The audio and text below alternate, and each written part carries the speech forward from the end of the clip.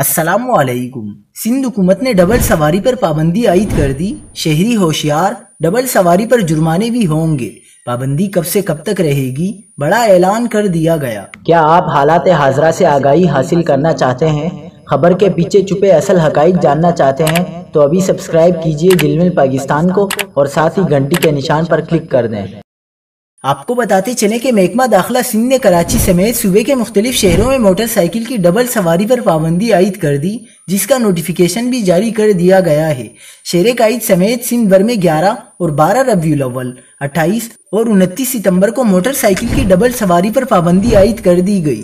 سکر division, Hyderabad اور دادو میں 11، 12 ربیع الاول کو موٹر سائیکل کی ڈبل سواری پر پابندی ہوگی۔ نوٹیفیکیشن میں کہا گیا ہے کہ کراچی کے ضلع ایسٹ میں 8، 11 اور 12 ربیع الاول کو ڈبل سواری کی پابندی ہوگی۔